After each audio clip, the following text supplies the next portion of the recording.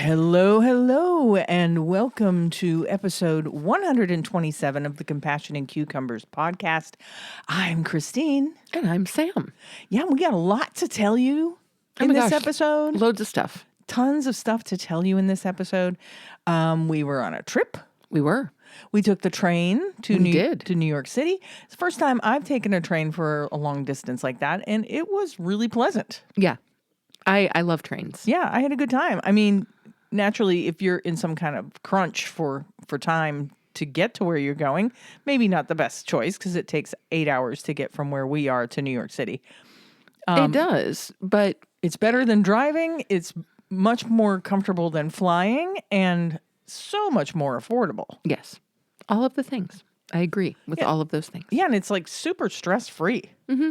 You know, just watch as the world goes by. Mm-hmm. It was pretty fun. Yeah, absolutely. I mean, on the way to New York, I got loads of work done, and you were playing word games and all of that kind of stuff. And then, just sitting and chatting and watching the world go by, as you said. And it's just kind of great. I love it. Yeah, I thought it was fun. And they do have a cafe car. While they don't have a ton of vegan options, there were some things we could eat there. There were a couple of things. They had some hippies. Yeah, those hippies like cheese puffs. Yeah, the vegan chickpea puffs. Mm-hmm. They had those, and we got some veggies and hummus. And supposedly there is a vegan barbecue burger on the menu, but they didn't have that available. They didn't have it, and I wasn't holding out high hopes that it would be anything too fantastic. No, but I mean, it was nice that it was on the menu. It was unfortunate that we couldn't try it. Yeah, that was unfortunate. I guess we would have tried it had they had it. Yeah, probably. Yeah. But yeah, train ride, fun. Very fun. Good time. Our main reason for going to New York, besides seeking out all the great vegan food that there is to be had in New York City, is Sam got us tickets, and this was a Christmas gift for me. The trip and the tickets to see Hadestown on Broadway with Ani DeFranco in the role of Persephone. Mm-hmm. So exciting. Oh my God. It was so amazing. Exciting. And the show, if you have not seen Hadestown, it is a fantastic It's brilliant. Show. It won 8 Tony Awards in 2019, one of them being Best Musical. Yes. One of them being, I believe, Best Soundtrack. Best Original Score soundtrack. I think it was original score. Yeah. The Best Director. Mm-hmm. All kinds of cool stuff. Yeah. It is a gorgeous show. It is absolutely brilliant from start to finish. The premise is great. The way that the story of Orpheus and Eurydice has been kind of updated and turned into this kind of almost steampunk, like, oh my gosh. Yeah, they did a really fantastic job staging and portraying like Hades' underworld and all that. Really fantastic. Yeah. I can't and it was say fantastic a really enough. Interesting like commentary on the state of our capitalist society. Yeah, there was some cool stuff woven in there. Really, really amazing stuff. Yeah, I thought it was like part love story, part like Greek tragedy. And then like Sam said, all this commentary on the world that we're living in now. So yeah, run out and see it if you get a chance to see it. Yeah. Do. And of course, supported by great music, really fantastic scenic design, lighting design, costume design. Yeah, all the staging was amazing. It really was. A lot of really cool stuff going on with the staging. Yep. And we didn't know really anything about this show. I had listened to the soundtrack a couple of times. I had not. Sam didn't. She went in completely blind. Yeah, it's my new thing. If I don't know a show, I'm now committed to not learning anything about a show before I see it. That way you don't have any kind of preconceived... No preconceived notions. Yes. I really didn't have any preconceived notions even after listening to the soundtrack. It didn't really give the story away or anything. So that was our main reason for hopping on the train and going to New York. But, there are other things ensued. And we'll get to that in our main topic. We sure will. Yeah. We don't have a recipe this week as we were traveling, and I didn't have time to cook one. That's okay. But I'm sure we'll be back on that recipe train next week. Indeed. So let's just jump into our noteworthy section. In our noteworthy section, we're going to be telling you about tribal groups that are trying to remove dairy from the USDA dietary guidelines. So this is coming from the Milwaukee Journal Sentinel, an article written by Frank Vavelas. Jonathan Nez, former president of the Navajo Nation, sees firsthand every day how a federally promoted diet is devastating Indian country. For thousands of years, the Three Sisters diet of corn, beans, and squash was a staple for many indigenous tribes in North America. But in USDA guidelines, they don't even get a primary category, Nez said. He's helping to lead an effort to not only promote more indigenous foods nationally, but also to remove foods he and others believe can be detrimental to health, such as dairy. While grains and cereals still make the base of the U.S. Department of Agriculture's guidelines, meaning those foods should comprise most of Americans' diets, dairy products enjoy the same importance as vegetables. In the U.S., about 36% of people are lactose intolerant, according to the National Institutes of Health, with people of color being much more likely to have lactose malabsorption. Worldwide, about 68% of people are lactose intolerant. To this day, government programs continue to harm the health of our people, Nez said in a press release. Milk, cheese, and other dairy products were never part of our tradition. Dairying is a European custom, and today the dietary guidelines still push us to consume milk. The USDA dietary guidelines have a major effect on the menus served at institutions across the country, such as public schools and hospitals.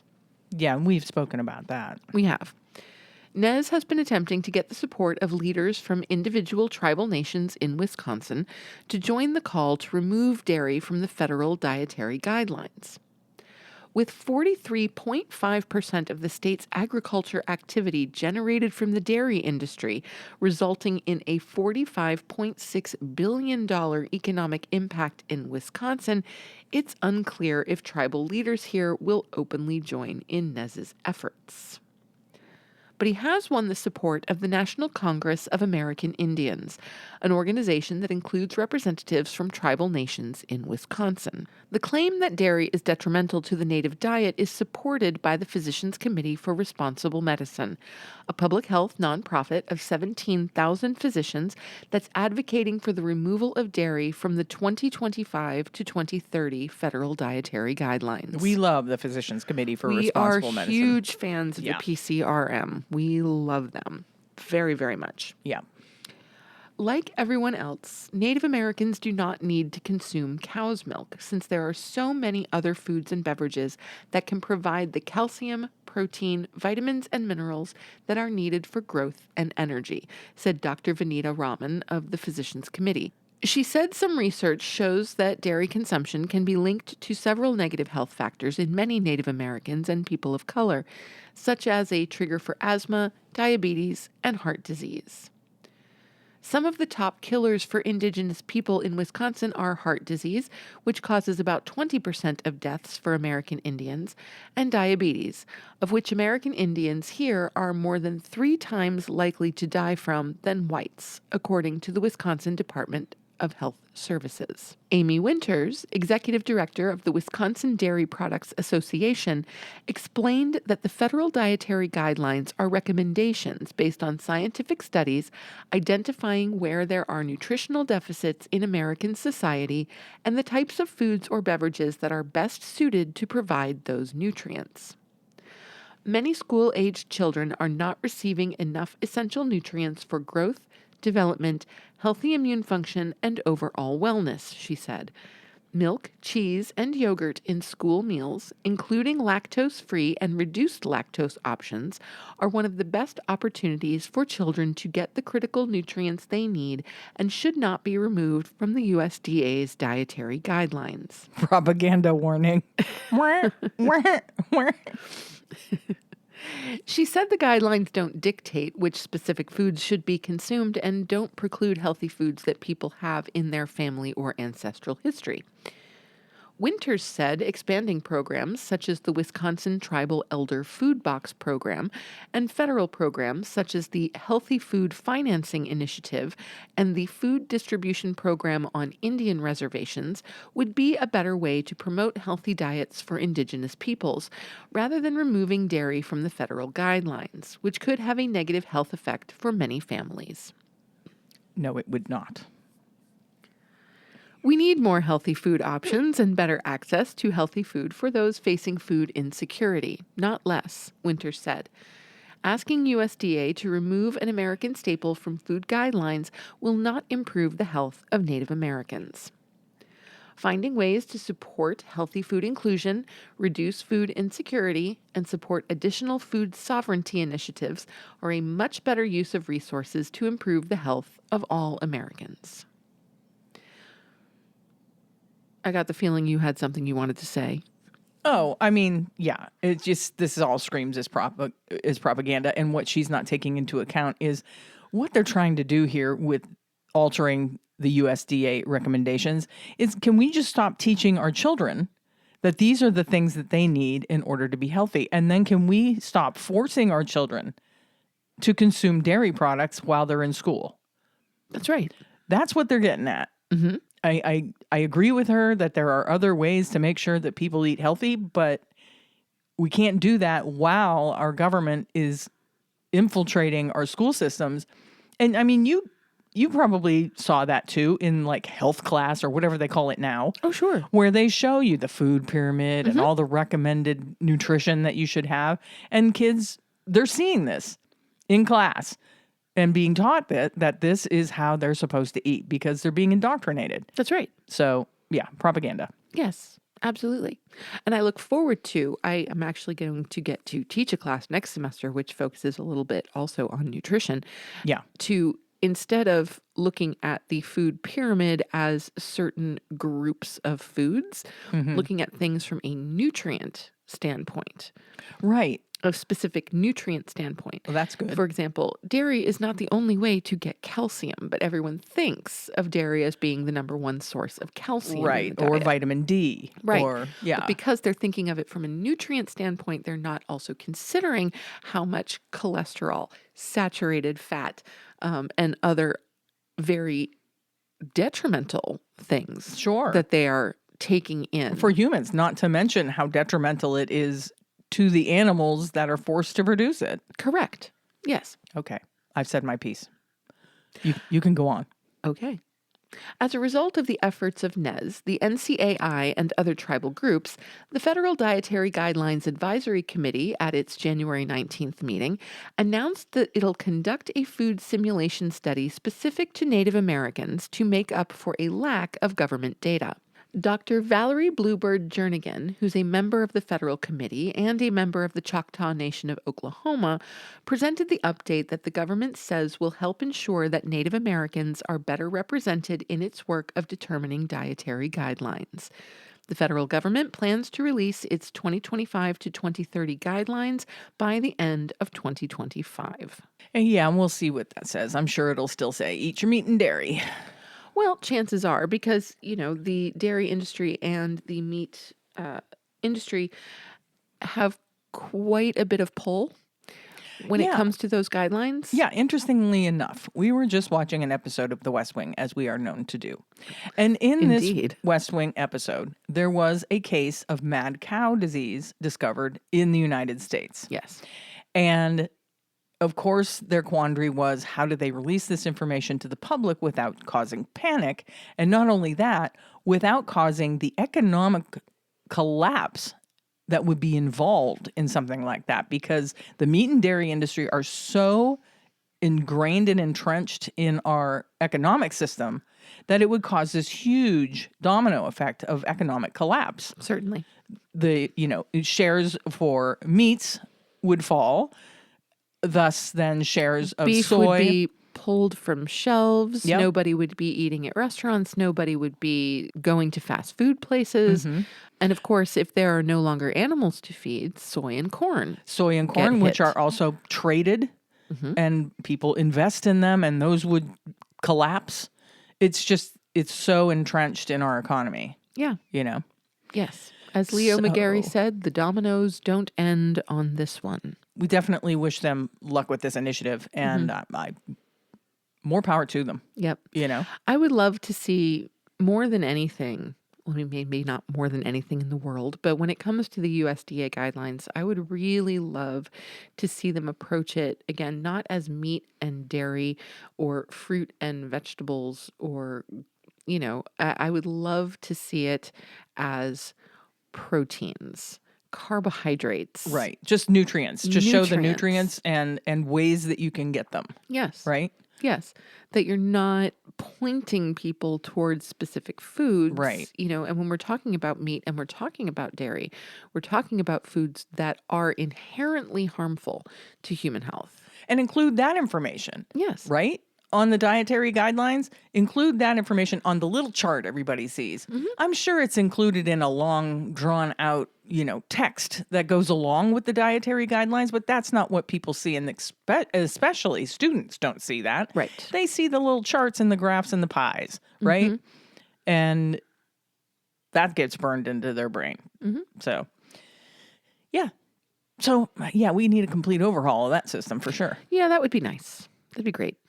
I don't expect that we'll see it anytime soon, but it's a nice idea. Maybe not in our lifetime, but we can hope. Always have hope. Indeed. Yeah. And with that, we're going to move on to our main topic.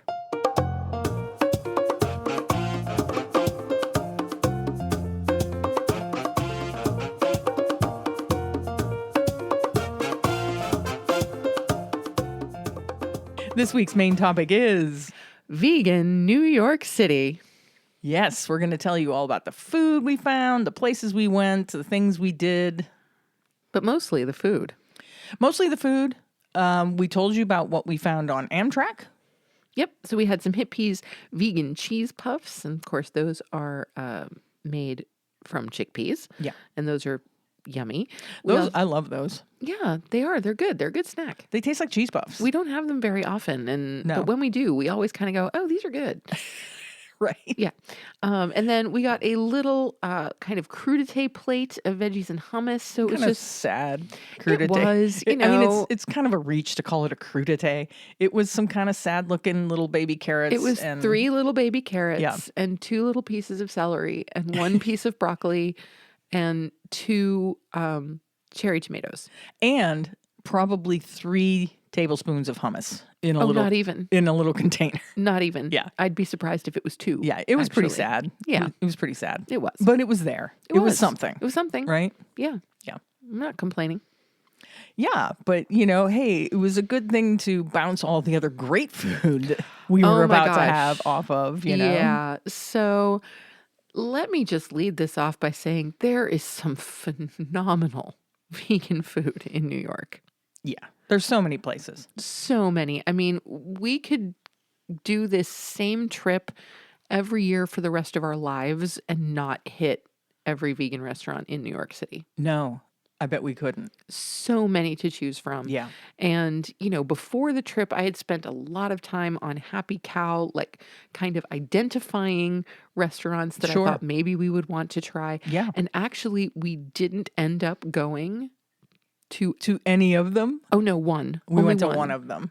Only one. Yeah. We kind of flew by the seat of our pants, which worked out really well for us. It did. Yeah. And- so our trip went smoothly. We got there smoothly. We caught the subway to where we were staying. Oh, we and- didn't need to catch the subway. Oh, that's right. We didn't. Yeah, no subway. That's right. Yeah, Because our, the our Amtrak hotel was a short walk from Penn Station. Station. Yeah. Yep. So Amtrak lets you off at Penn Station. So we walked to where we were staying. This cute little kind of boutique old hotel called the Gregorian. The Gregorian. Very cute. Oh, it was adorable. Yeah. One thing with the Gregorian, they were having some issues with their elevators. One was out, the other one took a lifetime to come. Yes. And was just large enough for 4 people. Yes. Very small elevator. So we were on the 7th floor, and when we first got there, we said, "Oh, we'll take the stairs." Wow. Yeah. So this was 7 flights Yes. of very narrow, very steep Yeah. stairs Yeah. with luggage. With luggage. And we were traveling light. We do travel light. We travel very light, but still, We each had a carry-on bag we each had a carry-on bag. and a purse, and you had a backpack. I had my backpack Yeah. and you had your purse. And so, yeah, so the 7 flights of stairs initially. It was a workout. It was a bit of a workout. Yeah, it was. And so, we took a little recovery time once we got up to our hotel room, which was absolutely adorable and Very kind cute. of minimalist art deco, Yeah. like just really lovely. Very cute and clean. Yes, Yeah. very clean. We were very happy with the room. And so after some deliberation, we decided that we were going to head out into the city to find our first vegan meal. And we very literally stumbled upon an incredible experience at Francia Vegan Cafe. We did. It came up on Google or something when I was looking. Oh, I'm not sure how you decided that that was the place we were going. Yeah, it but came up. I just like Googled do that thing, vegan food near me. And it was so close to us. I'm like, well, Yes. let's check this out. yeah, it was only about 4 blocks away. Yeah, so we looked at their menu. It looked like they had a lot of really great stuff. And us, not remembering it was Valentine's Day, Nope, completely forgot. we went to this place. Did we make a reservation? We did not. We, with no reservation on Valentine's Day evening, we walk into this beautiful little cafe. Like it's Vietnamese food. Actually, I think it was Korean Korean. fusion. I'm sorry. Yeah, I misspoke. Korean fusion. It's Korean fusion, right? And we walk in and she's like, do you have a reservation? We're like, no, we don't. Well, thankfully it was a little early for dinner. It was just before 5 Yeah, o'clock. it was just before 5. And she said, well, we have a reservation at 6:30 or At something 6:30, like but we can seat you. I'm like, oh, that's awesome. And they had this special Valentine's Day menu. Yes. So there were a couple of options. You could either order off of their regular menu, but it was a limited version of their regular menu. Yeah, They limited were a la only carte. doing a few a la carte dishes. Or you could choose their Valentine's Day prefix 5-course meal. And that's what we did. We went with the We prefix menu. went with the prefix menu because that's something we do not experience on a regular basis. Yeah. This was a situation where we were going in blind to this restaurant. We really didn't know much about it. We had not made specific plans to be there. So No. it really was just an exercise in throwing caution to the wind. It was. And do you have a copy of that menu? Did you take a picture or did I take a picture of that menu? Because I neglected to write down everything that we got on the show outline. So let's get a picture of the menu up and we'll tell you exactly what we had. So first off, they have on the menu that you can pair the menu with their Valentine's Day special cocktails. They had a strawberry love potion and a love potion mocktail. Sam went with the love potion mocktail and I went with a small jar of sake. So, yes, I went with the Love Potion mocktail. I have to say, this is one thing I found at all of the restaurants that we visited. They're getting really creative with non-alcoholic cocktails these days. Oh, yeah, they are. Like, it's so, so wonderful because for someone like me, we don't go out to like special fancy restaurants very often. Yeah, I think we've said before, we're not fancy We're not people. fancy people. Right. But when we do go to a place that's a bit more elevated than we're used to, I like the idea of having a special drink, but I don't want the alcohol. And so I really, really appreciate that so many restaurants are doing really thoughtful mocktails. Right. And they're really delicious. Yeah. So the mocktail that I had was, again, the Love Potion, and it was a very kind of strawberry-y, slightly floral, like maybe there was a little bit of jasmine in it, and it was just a tiny bit fizzy, so I'm thinking there might have been a little bit of club soda or maybe a little bit of sparkling cider Yeah. in there, but it really was beautiful, and it was a great complement to the meal. And I went, like I said, with the small jar of sake. It was delicious, warm, really beautiful sake. You know, because you can have sake that's not so good. Yeah, I've not met a sake that I liked. Yeah, it's too alcohol-y for you. Yeah. Yeah. But this was really good. Yeah. Oh, I'm glad. But if we're ever at an Asian restaurant and I do decide to have a drink, I would go with something like plum wine. I do like plum wine. Yeah. But because it's kind of thick and syrupy, you can only have a very small amount of it. Yeah. And it tends to come in teeny tiny glasses. So, that's okay. Anyway, along with our drinks, we had a 5-course meal to contend with. And so course 1 was the starters, and there were two options. You could choose either the Korean tofu kimchi stew, which was a spicy stew with kimchi, tofu, and mushrooms, or the Francia special salad, which had vegan chicken, beets, and cucumbers over mixed greens with a house-made dressing. Yeah, so I went with the kimchi stew, And I went with the Francia salad. and mine was fantastic. It was like this slightly spicy broth, super umami, and not fermented tasting, even though there was a bunch of kimchi in there. It was beautifully balanced.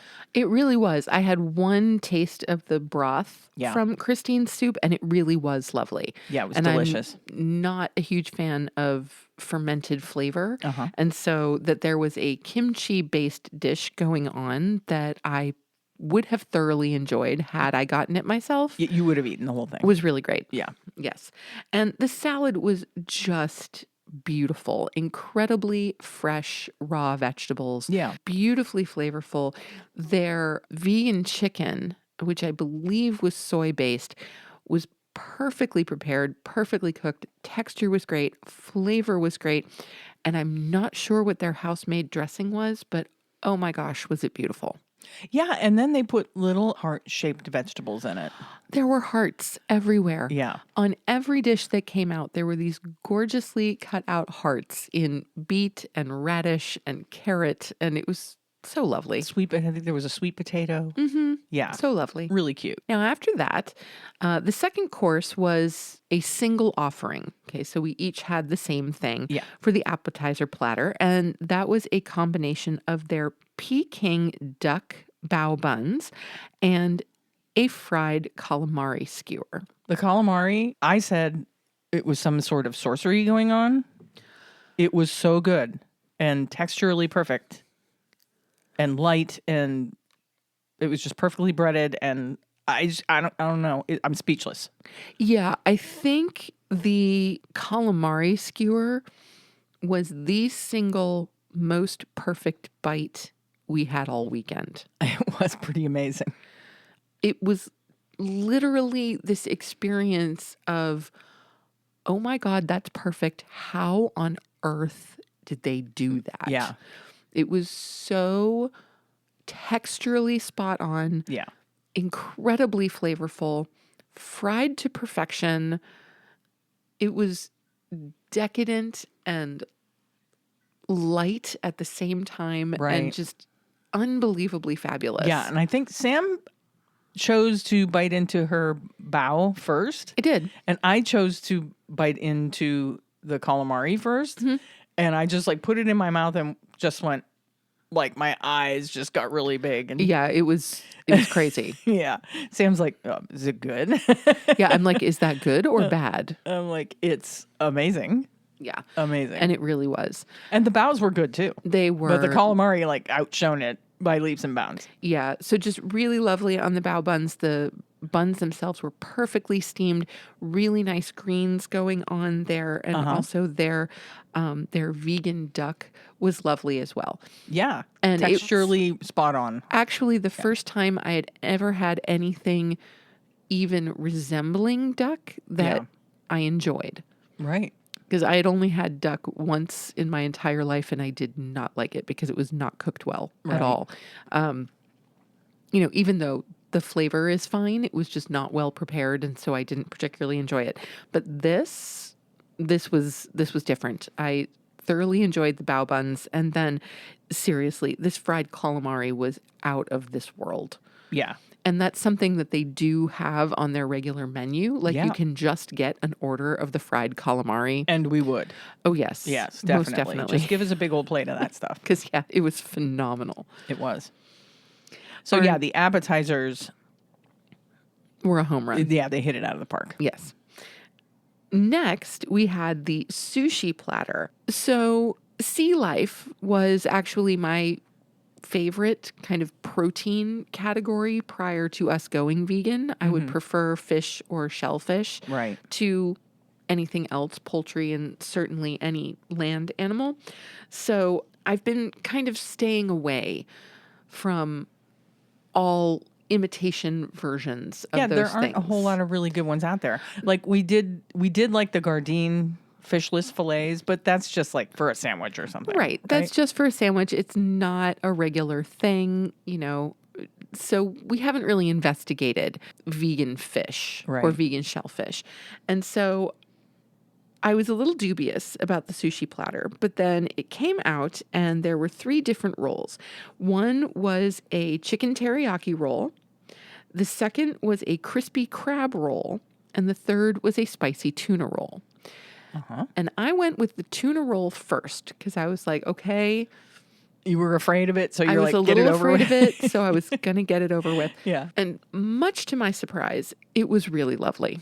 Oh, it was delicious, and it had like a little drizzle of this mayo based, I'm sure vegan mayo, of course, vegan mayo based sauce on it, and wow, Yeah, it was yummy. really, really lovely. Beautiful texture, kind of smooth and creamy, set against perfectly cooked sushi rice. Yeah.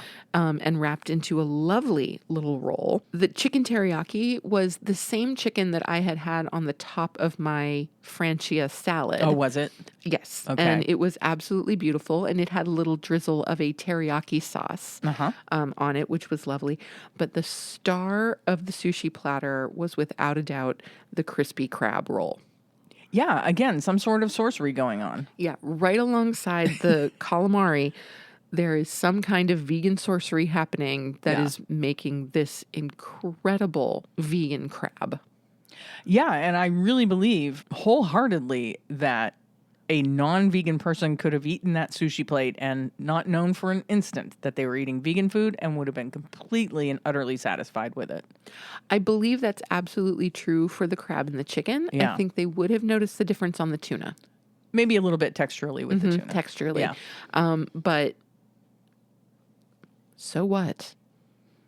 They were It's still delicious. They were delicious. Yeah. I loved every one of them. Me too. Really loved it. For course number 4, the entree. Yeah, moving on to our entree. We again had choices, and there were 4 options.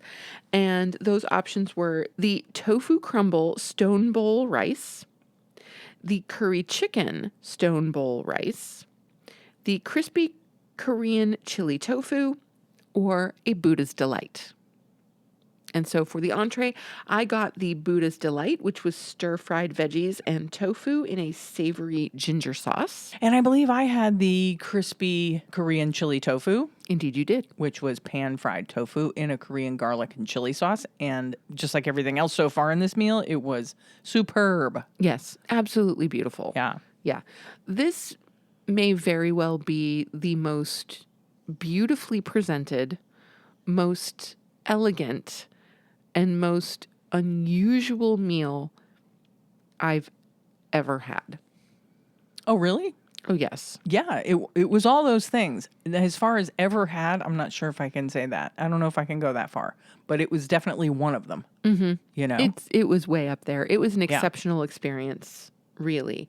The Buddha's Delight, the vegetables were fabulously cooked, beautifully textured, still had a nice bite to them, crispy and flavorful, beautiful ginger sauce. I mean, anything with ginger. Yeah. Thank you very much. The tofu was cooked perfectly and served with beautiful brown rice. Yeah. It was just fantastic. Yeah, and I enjoyed mine thoroughly. Perfect. The tofu was perfect. Mm-hmm. I can't say perfect enough. Yeah. It was So great. good. It was just great. Oh, and then they topped the evening off with a dessert. Yes. And oddly enough, I thought this was a slightly strange choice. It was. For a restaurant that specializes in Asian cuisine, but they brought us each a slice of red velvet cake with a scoop of vanilla ice cream. I know, right? Mm-hmm. Really kind of out of the realm of what you thought you would get. Totally out of Right? the realm. Yes. And now this was not your typical red velvet cake, though. No, I it would was say different. that this is definitely a red velvet cake with an Asian spin. Yes. There But was the thing is, Yes. I can't pinpoint exactly what that spin is. I would say, I don't know either. It was more like, I don't know, almost candy-like. Right. You But at know? the same time, one of my general objections to red velvet cake is that it's just sweet on sweet on sweet. It doesn't Yeah. have an actual flavor profile. It It's doesn't. It's just true. sweet. Yeah. And I didn't feel that that was the case with this. Yeah. Yes, it was sweet, but I got almost this underlying berry slash almost tea flavor Oh, yeah, possibly. about it. So Yeah. I don't know if there was some green tea somewhere in the mixture or if there was a hibiscus tea in the Oh, mixture. could have been hibiscus. I'm really not sure, but it was more flavorful and less sickeningly sweet Yeah. than your average red velvet cake. Yeah, totally agree. And it was a perfect, like, thin slice. It wasn't like a big chunk of cake, Oh, you know? no. No, It was a thin very slice with thin a little slice with thing a dollop of ice cream teeny on top. scoop of ice cream. Yeah. And I have to say that when you paired the cake with the ice cream in the same bite, Yeah. the flavor of the cake really came out. So there was something about the vanilla in the ice cream that really, really complemented whatever the flavor profile of the cake Yeah. actually was. Because I couldn't 100% identify I couldn't it. either. I couldn't either. It was like you said, slightly berry, slightly floral, something. There was definitely something going on there. Yeah, it was different. But we couldn't pinpoint. And it was very tasty. It was, and it was a wonderful way to end the meal. And we are so glad that they were so gracious and allowed us to sit, even though we didn't have reservations. Yes. And as we were finishing up, it was really starting to hop in there. It was. You know? Yeah. So we got in early, but it was very, very clear as we were starting to leave, the restaurant was starting to fill up. It was very clear that they were going to be quite busy that night. Yeah. Yeah. So we were lucky. Very lucky. We just stumbled upon that. Yes. You know? Yeah. It was wonderful. Such a good meal. A very, very special meal. Yeah. So we went back to the Gregorian. Mm-hmm. To rest up after our day of travel and whatnot. I mean, we were really good. We almost Uber eated something. We were good and we went out. So Yes. we wouldn't have had this experience. No, we would not if have. we had listened to our tired bodies, especially after going up 7 flights of stairs with our luggage. If we'd listened to our tired bodies and just Uber eated something, we wouldn't have had nearly the same experience. And I'm so glad we did. I'm so glad we went out. I am too. Yeah. And once we got back to the hotel, we immediately started making reservations for the rest of the meals that we were going to have while we were there. Let's not just chance it and, drop into all these restaurants. Right. On Valentine's Day weekend. Yeah, we couldn't just kind of bet on the fact that we would continue to, have good luck. Yeah. So our next meal, of course, was Thursday morning. We did manage to sleep in just a little bit because we were both a bit tired. Yeah. But we then ended up having brunch at UT 47 Kitchen. Yes, UT 47 Kitchen, which is not a solely vegan restaurant. It is not. And, but we chose UT 47 because we are both very into breakfast sandwiches. Yeah. And they had some spectacular looking ones. What I like about UT 47 is they're not a vegan restaurant per se, but it's hugely vegan forward. If you go to their website, the first thing it says on their website is, well, first it says, welcome to UT 47 Kitchen. And then it says, hey girl, you thirsty? And then it says vegan and non-vegan comfort food. So vegan food is the first thing on their website. Well, let's tell them what we got at UT 47. I got the vegan BLT with tofu bacon on multigrain bread. And so this was served panini style. So you've got your BLT fixins on multigrain bread and then put into a panini press. And yes, there was a lovely vegan cheese on that sandwich as well. And I got it with a side of their roasted tomato soup. Yeah, and that soup was good. Oh my gosh. Yeah. Not only was the soup in and of itself spectacular, like I would have been happy with just a huge bowl of that tomato soup, but they served the soup in this little cauldron, okay, and it came with a lid, which I thought was adorable, but in this little cauldron that just happened to be the perfect width and depth for sandwich dunking. Oh, yeah, it was perfect for dunking. It was perfect, and I'm sorry, but I am absolutely certain that that was purposeful because any sandwich place that also serves soup knows that there's almost no point to having soup with a sandwich unless you're going to dunk. Right? Especially a tomato soup. It just screams. Especially tomato soup and something like a grilled cheese or a BLT. Yeah. Yeah. You're going to dunk. So the sandwich was absolutely fabulous. The tofu bacon was perfectly textured, Yeah. really flavorful. Loved the cheese. All good things. The Yeah. soup for me was the star of my plate, and dipping the sandwich in the soup was just kind of dreamy. Dreamy. It was a little dreamy. Yeah. Yeah, it was great. And with that, you had this beautiful turmeric latte. Oh my gosh, I am such a fan of golden milk or turmeric lattes. Yeah. There is something about the combination of turmeric and ginger and cinnamon and vanilla that I just love. Yeah. There's something so warming and comforting about it. And so, yes, I got a turmeric latte, and I got it made with coconut milk. That's the way to go. It's the way to go. It's the perfect combination. Yeah. Now, when I do indulge in turmeric lattes, generally speaking, I don't get them in coconut milk because coconut is incredibly high in saturated fat, and you want to be careful about that, obviously. But for this one, I decided I absolutely had to splurge, and oh my God, was it the right choice? Yeah. Yeah, It was delicious. was I tried it. perfection. And Super, super turmeric-y. yeah, Yeah. super turmeric forward, Yeah. which I love. Yeah. It certainly wasn't lacking on the ginger or cinnamon or any of that other stuff, but it was very, very turmeric forward, which I absolutely loved. And I have to say also, props to UT47 Kitchen for serving their hot beverages in insulated mugs. Yeah, they have these really cute, almost looks like an open Yeti 3-finger mug. Mm-hmm. And yeah, it keeps your beverage nice and warm the whole Yeah. time you're sitting there. You don't have to worry about your latte getting cold. Nope. So cool. Yeah, the latte was the first part of the meal to make it to the table, and it was Right. the last thing I finished, and it was still hot at the bottom, Yeah. which was great. Yeah. That's a nice touch. Nice Absolutely. touch.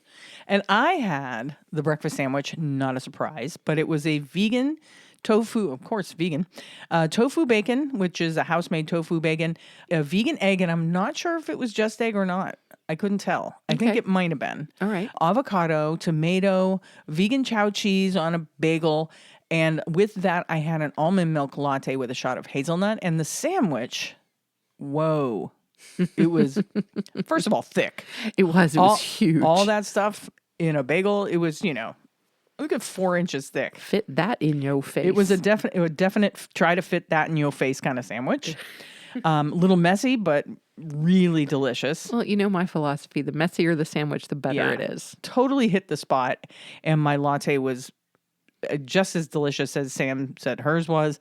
And again, yeah, stayed warm throughout the entire meal. Yeah, I took a sip of Christine's almond milk latte with the shot of hazelnut, and I was like, yeah, this is just how you like your coffee. Yeah, that's how I like my coffee. It was kind of perfect. Yeah. Yeah. When I drink my coffee, it is almost a latte. I almost do half and half. Yeah. Half coffee and half plant milk, usually. We don't have any hazelnut syrup. We don't. We have vanilla, We do. but no hazelnut. Yeah. I should We get only some. got the vanilla syrup because I was making that Oh, that witchy tea thing. that witchy tea. Yeah. It does add sugar, which I don't usually It take does. sugar in my coffee. So Right. you can get the sugar free, but then it has artificial sweeteners. So Right. I'd just rather not have And it also at all. the sugar-free ones don't have the same flavor profile Yeah. as the ones that have real sugar Yeah. in them. But it was delicious. It was a fabulous meal. The wait staff was really friendly. Just and, delightful. Yeah. Cute little place. And great music. Yeah, they did have good music. I was really happy with the Yeah. music. Yeah. It was noticeable but not oppressive. Yeah. And it was just fun. Yeah. It was just fun. It was. Super cute little place. And one thing we did not mention about our meals so far that both came with a house-made blueberry muffin Oh, that's right. Yeah. and a clementine Yeah. on the side, which I thought was really very sweet. The blueberry muffins were, again, beautiful texture, nice and soft, nice and fluffy. And what I really enjoyed about them was that in addition to being a very solid blueberry muffin, they had an unusual cinnamon forward flavor. Yeah. that I really liked. Yeah. I don't usually associate cinnamon with a blueberry muffin. You was think really good. more of a vanilla forward flavor with a blueberry muffin, Yeah. but I really enjoyed that combination. So, It tasted really homey, you know? oh yeah. Yeah. Yeah. Very, very good. And I ate my clementine there, but you took yours with you, right? did. Portable food. Portable food. Yeah. Had it Love later. portable food. You had it later. Yeah. So that was a success brunch at UT 47 Kitchen. Absolutely. We were trying to figure out what is the UT, and we figured it must stand for Uptown. However, I was thinking that it was probably uptown, but at the same time, 47th Street isn't really uptown. yeah, they're at 358 West 47th Street if you ever want to check them out. And here's a funny thing that I love that they have on their front page below their contact information. They have a little asterisk that says no laptops, please. So That's great. they want people there to enjoy the food, not Yeah. to sit there and drink coffee and work, Right. you know? Yeah. I think that's pretty awesome Yeah. to encourage people to take a break. Yeah, take a break from your devices and just enjoy the food and the atmosphere and have a good time. Yes. So I thought that was a cute addition to their front page on That their is cool. website. I like that. Yeah. I support that. Oh, and we should probably tell you where Francia is. Oh, If you want to check suppose out we should. Francia Vegan Cafe, let me just do a little Google here. Let me spell it correctly. Francia Vegan Cafe is located at 12 Park Avenue, New York. And that was really close to where we were staying, so that was convenient. Yeah. It was only about 4 blocks away. Yeah. Yep. Quick walk. So what do we do after brunch? Well, after our brunch at UT 47, we had decided to do something that neither of us had ever done. Some touristy stuff. Yeah, some touristy things, but we were also kind of staying away from things that we would have to pay a lot of money to do. We were saving our money for food. That's right. We knew that being in New York City Yeah. and going to like kind of special restaurants that we wouldn't necessarily go to under other circumstances. Right. You know, we knew we were going to be paying more for food than we normally would. And we so were treating ourselves. We were. Treat yourself. treat yourself. Yeah. And so we were trying to keep our other activities inexpensive or even free. So anyway, we decided that we would go as downtown as you can go on the island of Manhattan, and that we would take the Staten Island ferry over to Staten Island. And of course, if you're unfamiliar, the Staten Island ferry goes right on past the Statue of Liberty, and you get a really nice view of the Manhattan skyline. Yeah, and it's free. And it's free. Yeah. The ferry ride is about a half an hour in each direction. Okay. And as I said, there's no tickets. You just walk on. And it really was lovely. It was a nice, sunny, crisp day. Probably maybe 40 degrees. I don't even think it was that warm. It was chilly. Yeah. Yeah. So I think we, probably somewhere in the 30s, and you're getting a nice breeze, as you're sailing along. And it was just delightful. And I didn't realize, I have to admit, how huge the Staten Island ferry is. They're big, yeah. Oh my gosh. Yeah, they're big ferries. Yeah. I mean, they're not as big as, like, I was comparing it to, I spent some time in the Pacific Northwest. Not as big as those ferries, like in Seattle, in that area. Those ones where cars and trucks drive right onto them. It is just a people mover. Yeah, me too. Bigger than I expected it to be. Yeah. And the fact that, we were on one floor of the ferry, and there's 3 others. Yeah, it's 3 decks. That are just as large. Yeah. Just completely amazing to me. But it was a really, really lovely trip back and forth. It was. Across the harbor.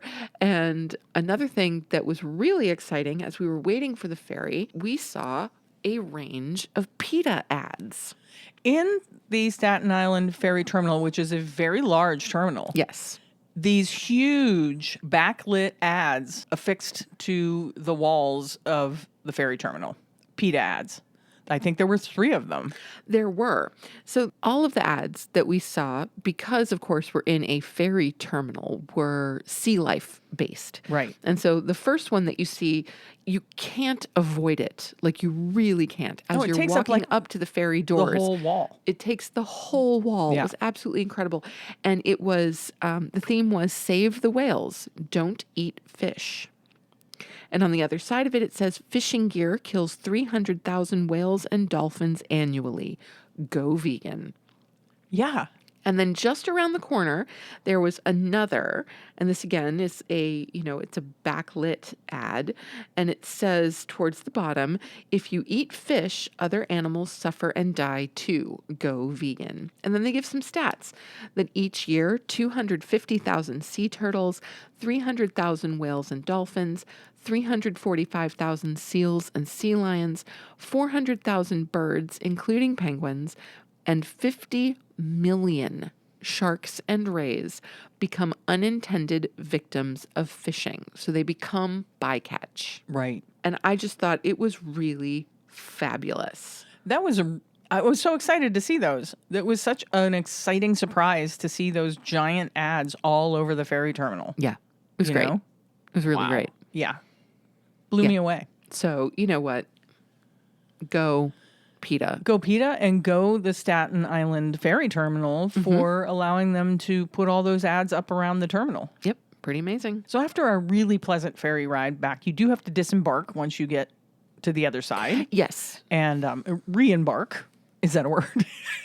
Yes. I think that's allowable. I'll allow it. And then you have to get back on the ferry. Everybody has to get off. Then everybody has to get back on. And then you go back. It is a really pleasant ride, as Sam was saying. Yeah. With a beautiful view of Lady Liberty and the skyline.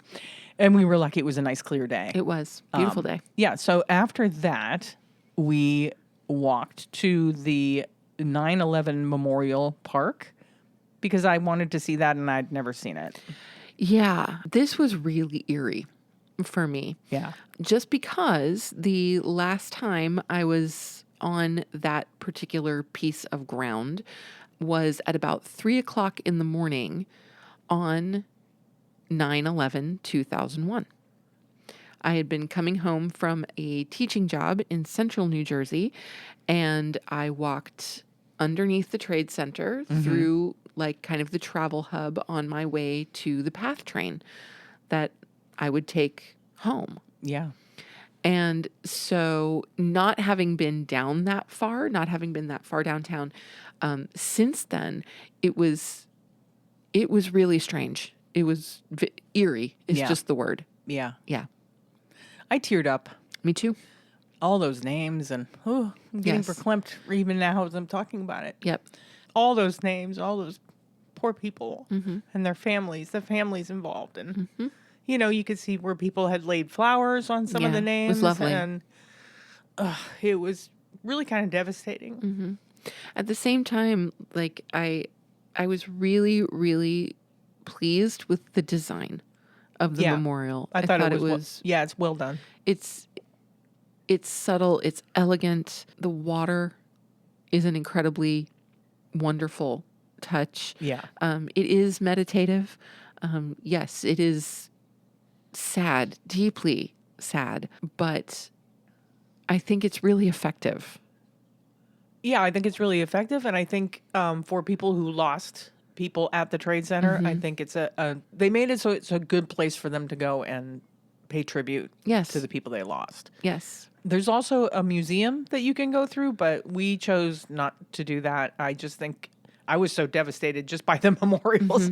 I don't think I wanted to subject myself Sure. to it. We were there.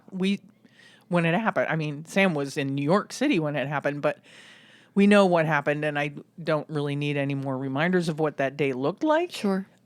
It was pretty devastating day. So Yeah. Yeah. But I'm very glad that we went and saw the memorial. Yeah. That was something I'd been interested in doing for quite some time. yeah, me too. And so, yeah, I'm really glad we did it. It was Me lovely. too. And if you get a chance to experience it, I would encourage people to experience it. For sure. Yeah. Now, after our trip to the 9/11 memorial, we headed back to our hotel for a little bit to get just a little bit of rest, to charge our phones, that kind of a thing. Yep. Before heading off for our big night at the theater. Theater. Yes, at the theater. So after our break, we headed out to dinner, and we chose a restaurant that had actually been on my Happy Cow list. So we Yeah. did make it to two. Okay. restaurants on my Happy Cow list, not Okay. one, two. And it just so happened that that restaurant was not a half a block from the theater that we needed to. Yeah, it worked out perfectly. Yeah, it was perfectly located. And that restaurant is PS Kitchen. Yeah, PS Kitchen.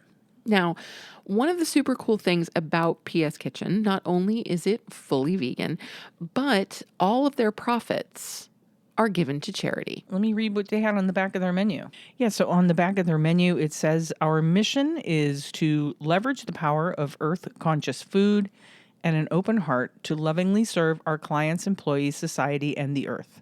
We partner with social ventures and charities to empower the pursuit of justice and generosity locally and internationally. Our partnership reflects a threefold commitment. Number one, to create jobs for the marginalized in New York. Number two, to donate 100% of our profits to sustainable nonprofit work. And number three, to provide New Yorkers with delicious dishes that are kind to the body and to the earth." How can you not get behind that? Right? All of those things. Right. So beautiful. So, of all of the places we went this past weekend, if I had to choose one to say get out there and support them as much as you can, Yeah. it would be PS Kitchen, hands down. Yeah. It's funny, somebody in one of the Western New York vegan groups recently posed a question to people that they were going to New York and what restaurants did they recommend. And a number of people said, do not miss PS Kitchen.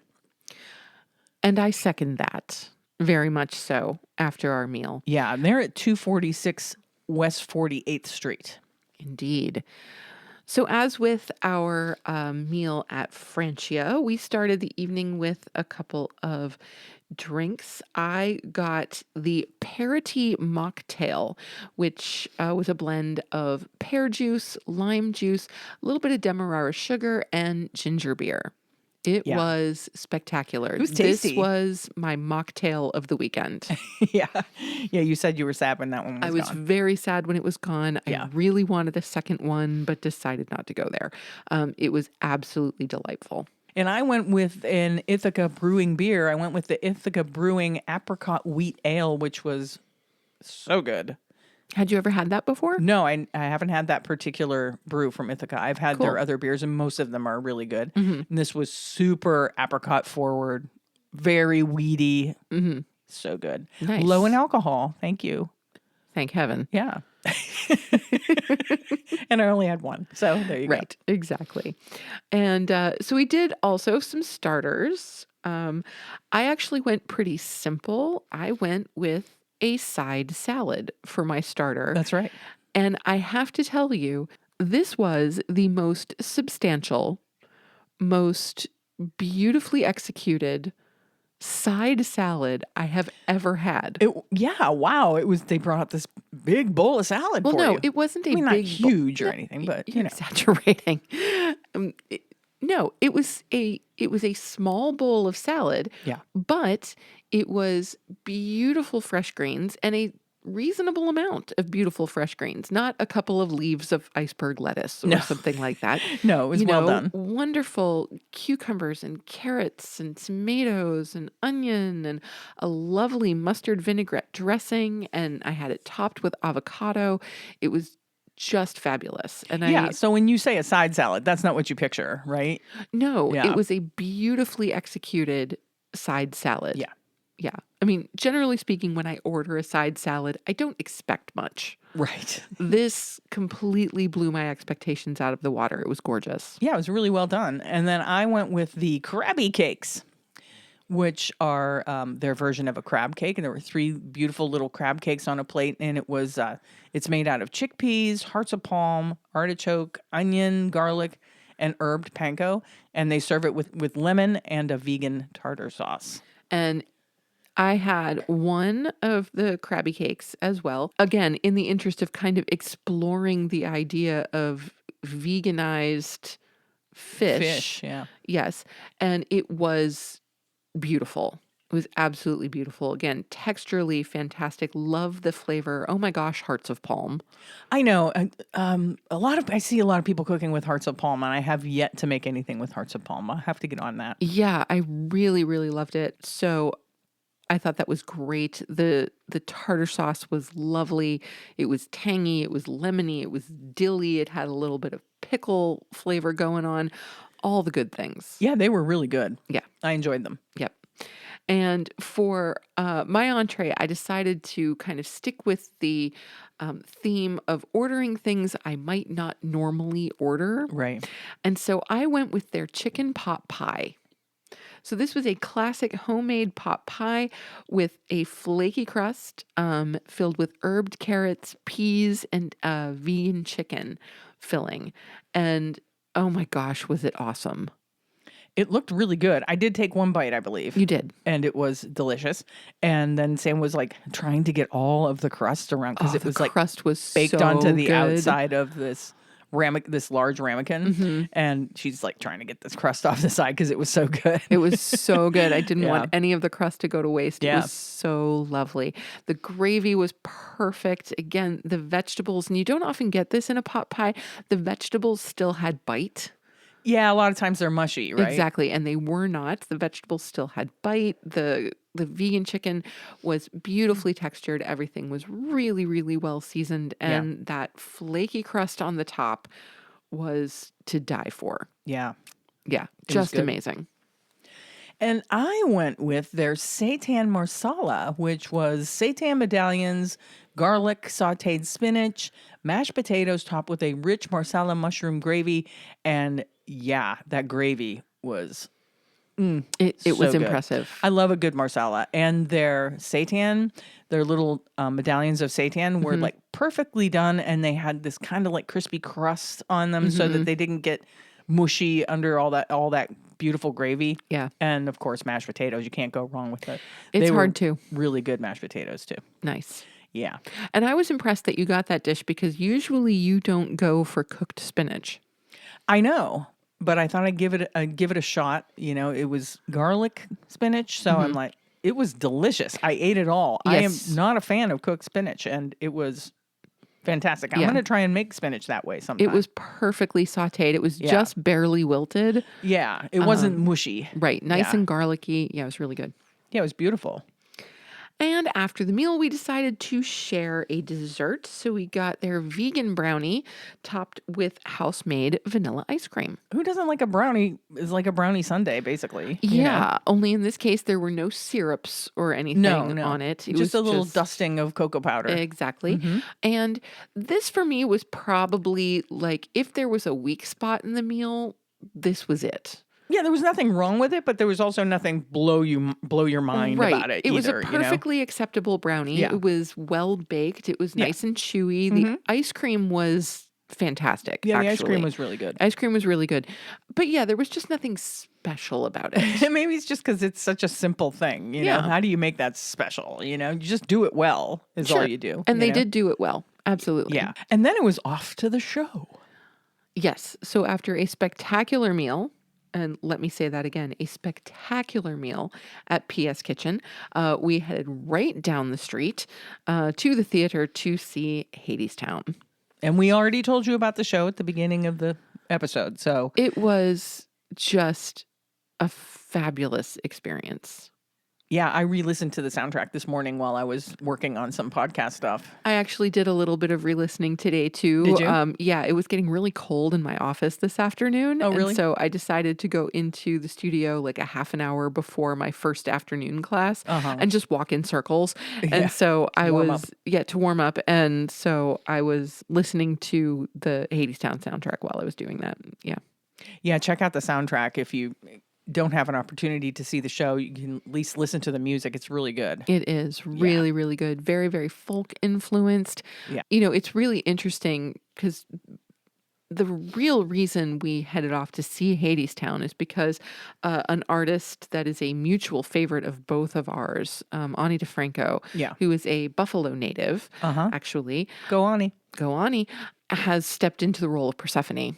And so that was the big reason that we were going was to see Ani. Yeah. And I feel like I should have known from the fact that Ani DeFranco was stepping into this show that there was going to be kind of a folk feel to a lot of the music, Yeah. but it just didn't click in my head. And then as we're listening to these outstanding performers, absolutely outstanding, kind of perform this music, I'm hearing her influence Yeah. everywhere. Yeah. She had a lot to do with this show when it was not even a show yet, when it was just like a concept album Mm-hmm.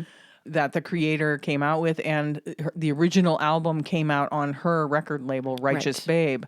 And so I think in the program it said that she considered herself the fairy godmother of Hadestown Yeah. because she's been with this project since I think like 2009. Yeah, that sounds about right. Yeah. So it's definitely something that was, near and dear to her. Mm-hmm. And the fact that she stepped into that role, it was seamless. It was like it was written for her. Right. And who knows, maybe it was written with her in mind. It could have been know? because she did voice Persephone Yeah. on the concept album Yeah. back in 2010. Yeah.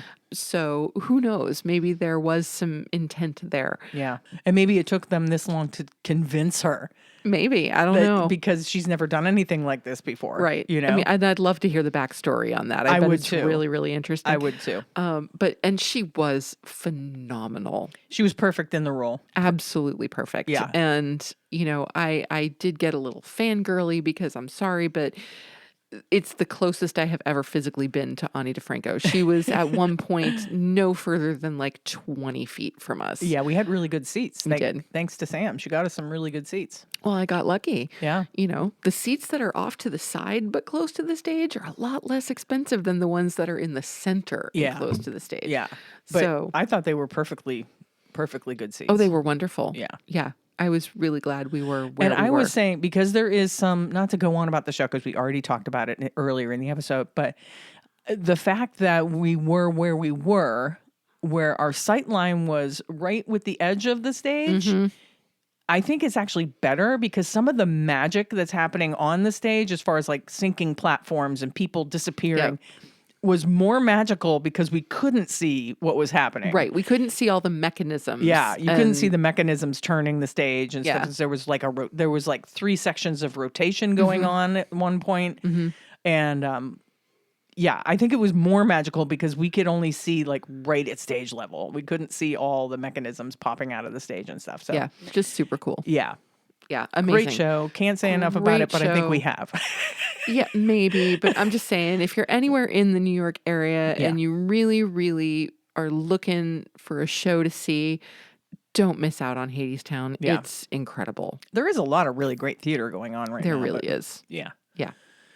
But yeah, don't miss it. I mean, it's been going since 2019? Yes. And so Well, it opened in 2018 Yeah. and won the 2019 Tony Award. yeah, I for Best Musical. think I read today that they're over 1,000 shows. So Nice. yeah. That's great. So see it before it goes anywhere. I don't think they're going anywhere anytime soon. Yeah, probably not. No, they're going to be Yeah. hanging in there for a while. Yeah.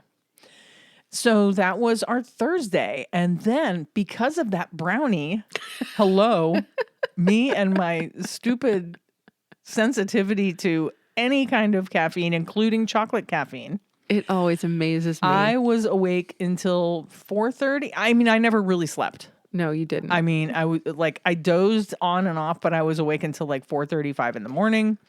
I think it was a combination of, the sugar and the caffeine in the brownie, but then also I think you were probably a little hyped from the show. A little hyped up. Yeah. And so you just did not get to sleep.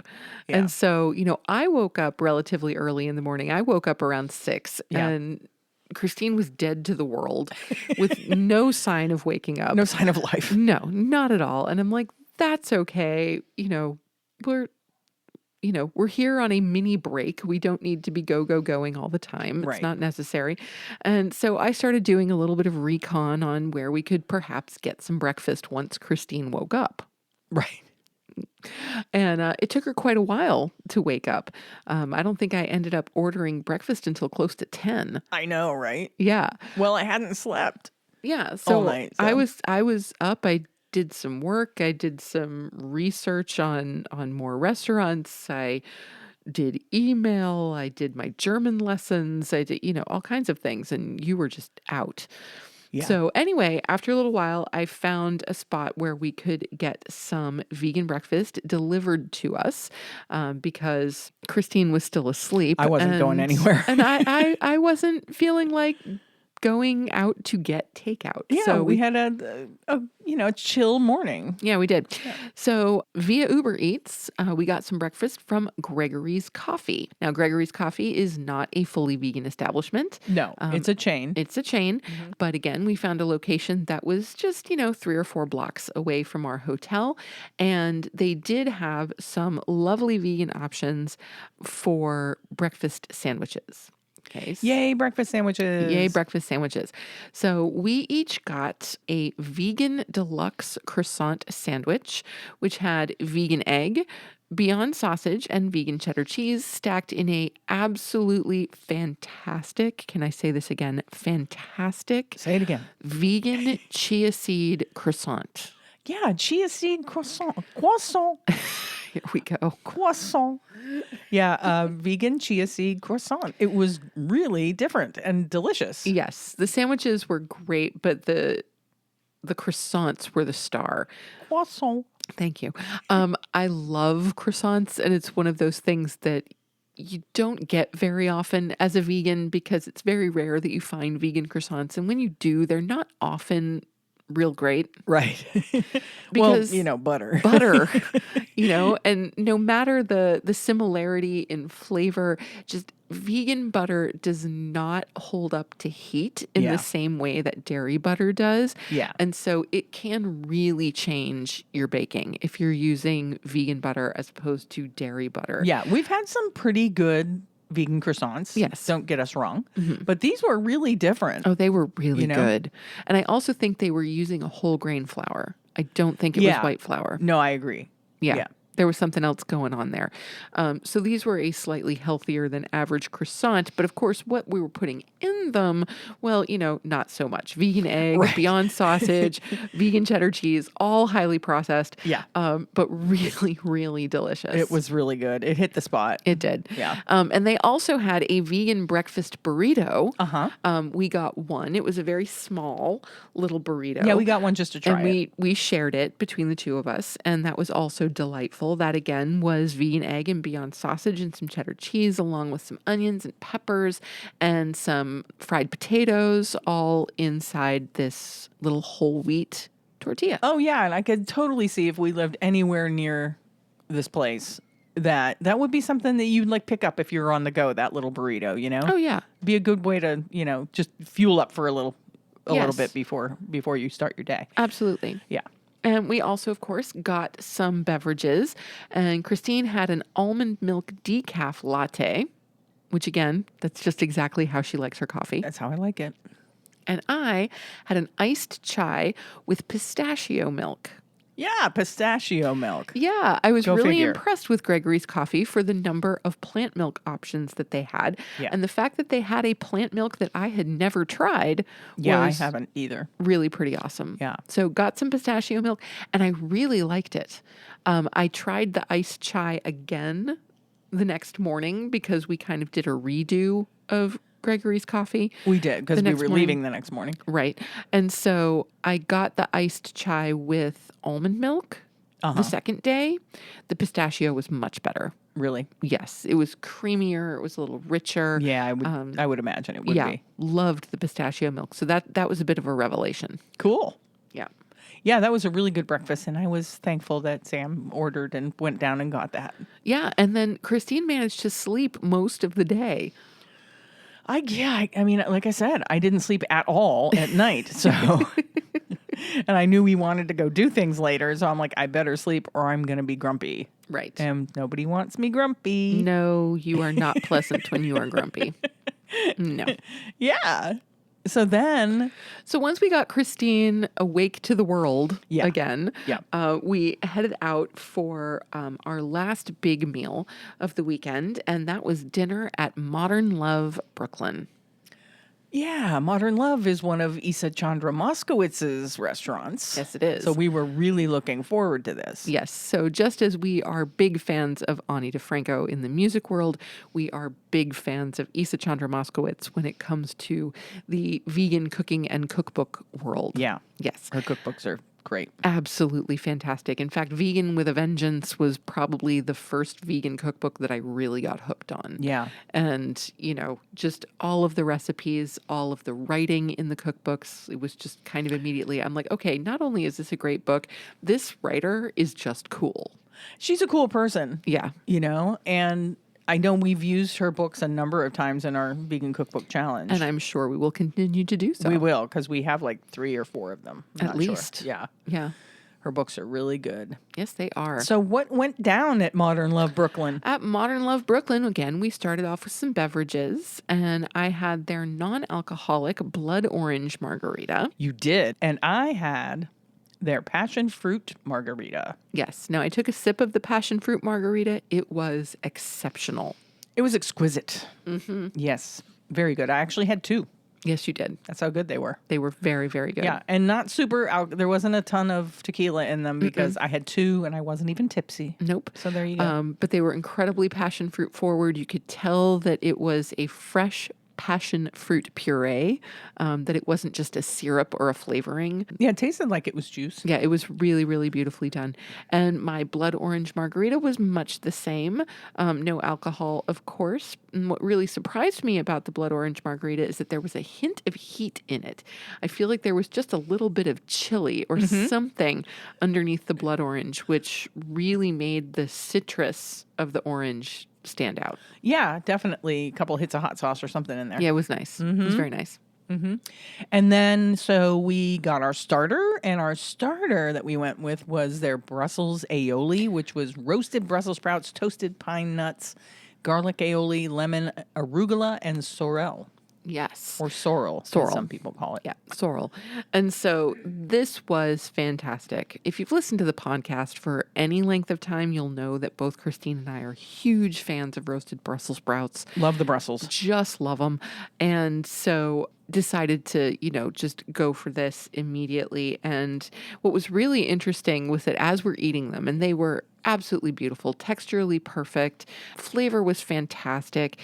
But Christine's going, I never thought to do this with Brussels sprouts. And it was just, an aioli, a lemon and garlic aioli over the Brussels sprouts with some pine nuts and some arugula. She's like, I never would have thought. I just roast Brussels sprouts. I just roast them. Sometimes I do some balsamic. Sometimes I do a little tamari or something like that, and a little olive oil. I'm going to definitely try them this way, though. Yeah. Yeah. Yeah, I look forward to the day that you do that because these were exceptional. Like just that little bit of fat in the aioli, I don't know, brought out something different in the Brussels sprouts. It totally did. Yeah. And then also having those really lovely kind of fresh greens with the arugula and the sorrel was just a really wonderful companion. Yeah. So yes, I fully support your quest to make roasted Brussels sprouts in the style of Isa's Brussels aioli. I'm totally going to. I'll report back. Bring it on. So then what did we do for our mains? Oh my gosh, the mains. So I went with the acorn squash curry. Oh, that's right. Yeah. Yes, I did. Now, I was considering a sandwich because, I don't know, a sandwich was just sounding good to me. All their sandwiches sounded fantastic. They really did. But I'm like, acorn squash curry, that's not something I'm going to be able to find. Yeah, you don't see that every day. You don't that. see that every day. Yeah. And so I had to go with the acorn squash curry. And so this was a golden coconut curry with roasted acorn squash, adzuki beans, sautéed spinach, apricot chutney, jasmine brown rice, cayenne candied pecans, pickled red onion, Aleppo pepper, cilantro, and avocado. There's a lot going on there. So much going on. Yeah. So many flavors, so many textures. It was sweet and savory. It was warming and cooling. It was spicy and, I don't know, just every duality you can think of Yeah. when it comes to food. It was in this bowl. Yeah, I tried the curry. It was delicious, but I didn't, get all of the things. What is an adzuki bean? It's a bean. Let's Google it. A few moments later.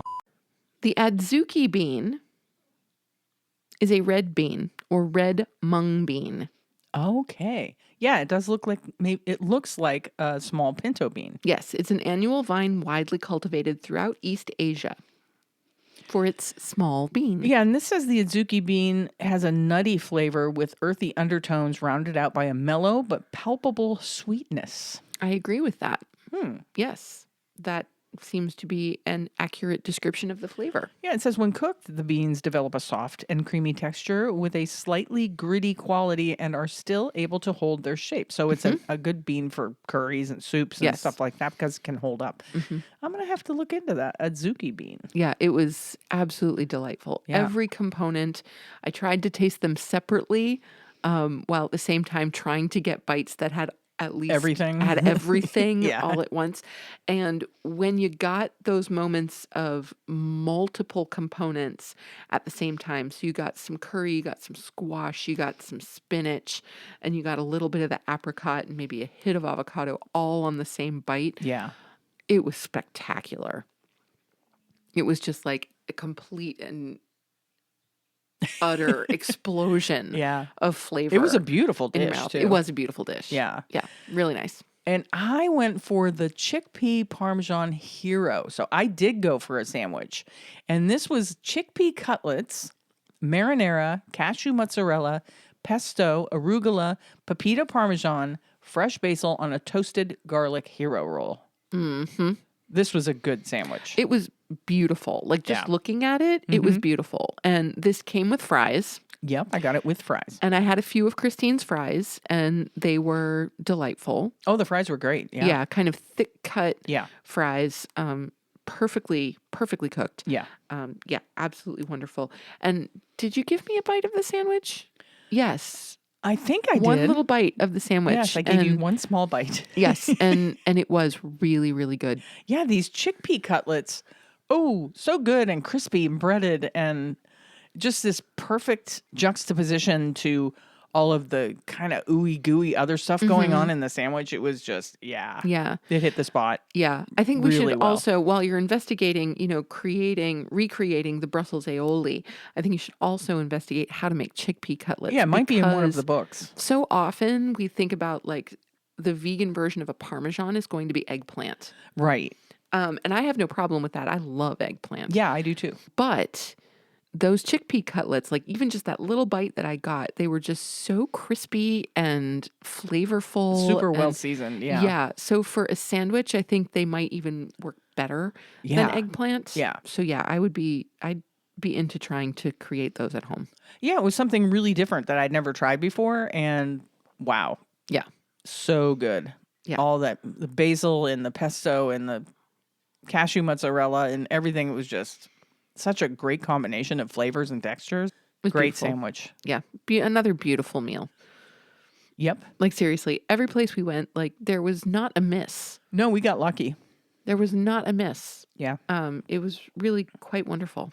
Yeah. So that was our last evening there in New York City. Yes. Now, on Saturday mornings, we're getting ready to go home, and we Yeah. had actually made reservations at another restaurant Yeah.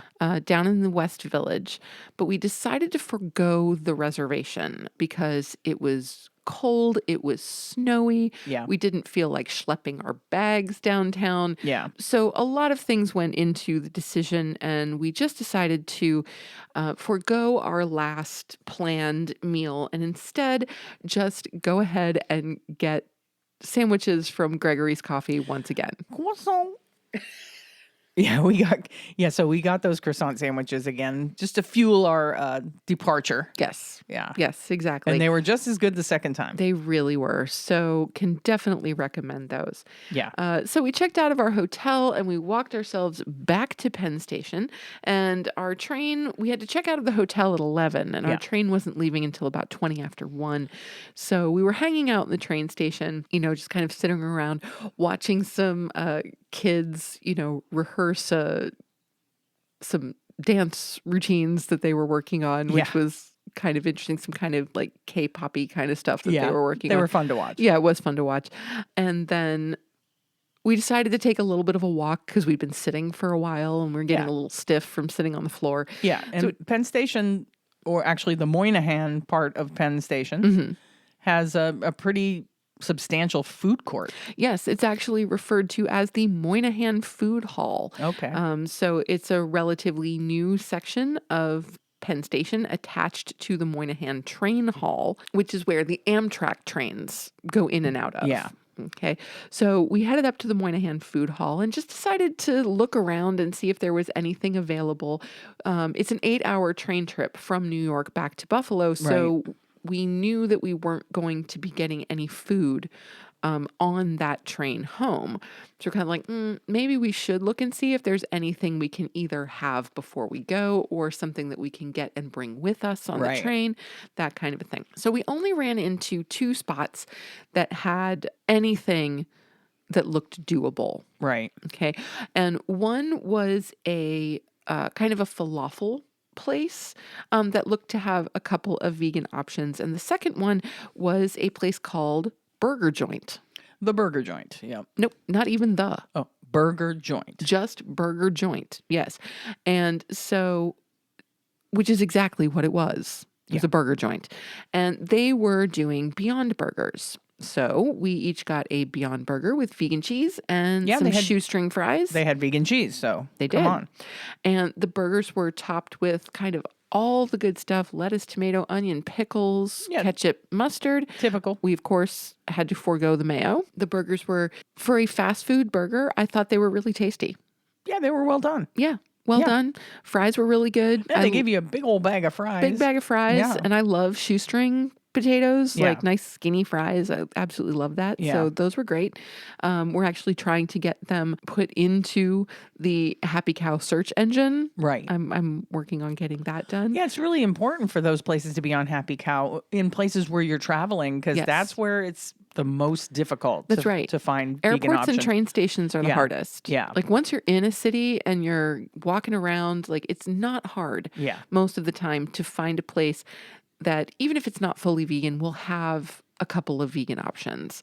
But it's in those intermediary places. It's in the airports, it's in the train stations, it's at the bus stops or at the rest areas on the thruway where it's really hard to find something that we can eat. Yeah. So it's important to get those things. If you find a place, if you use the Happy Cow app and you don't see them on the app, you can have them added in. Yes.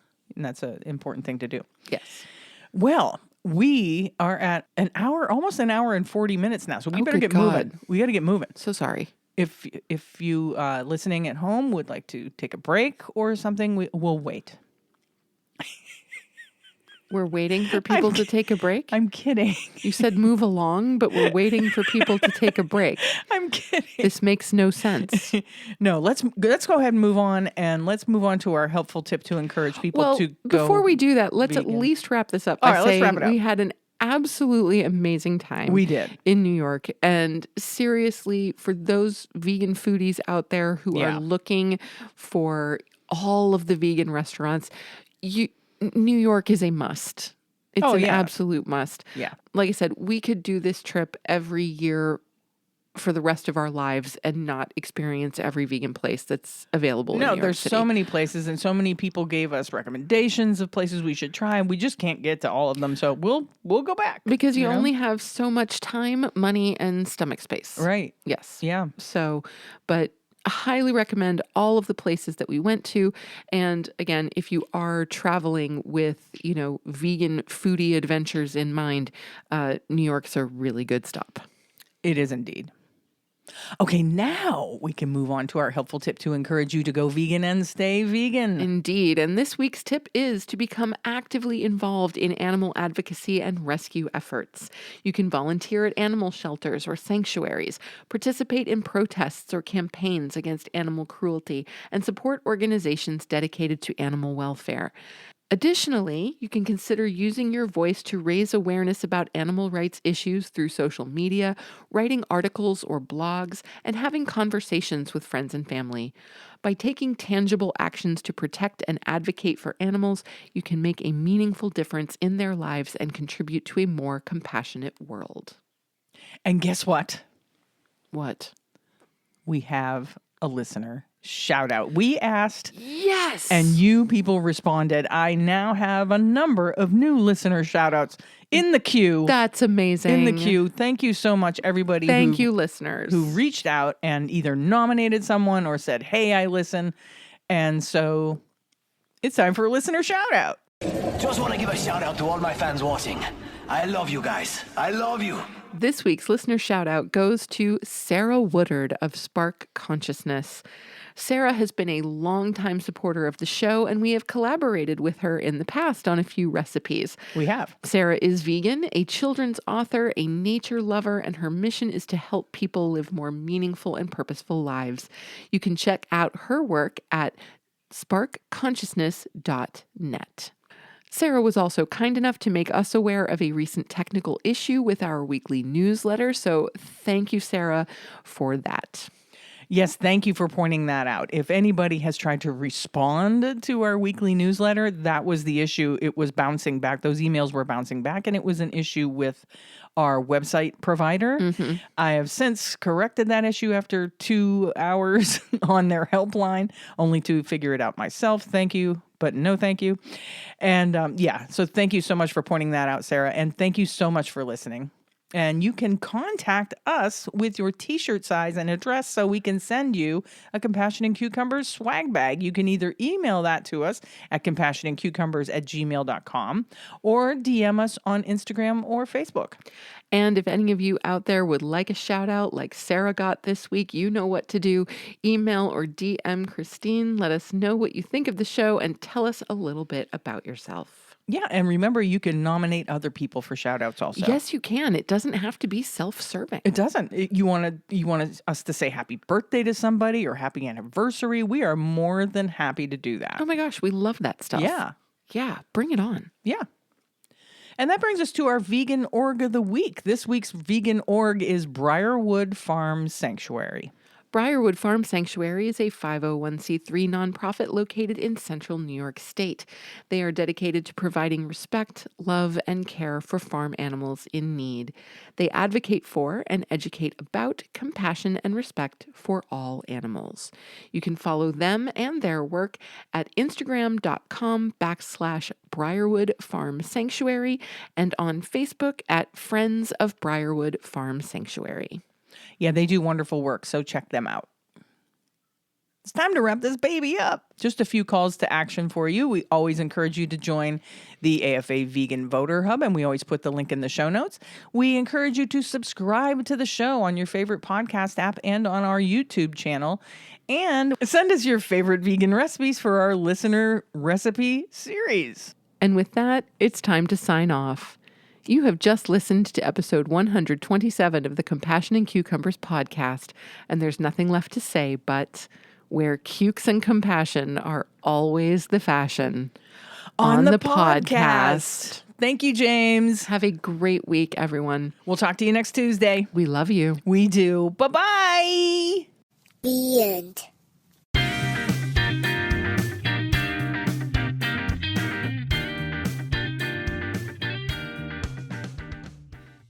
And with that, it's time to sign off.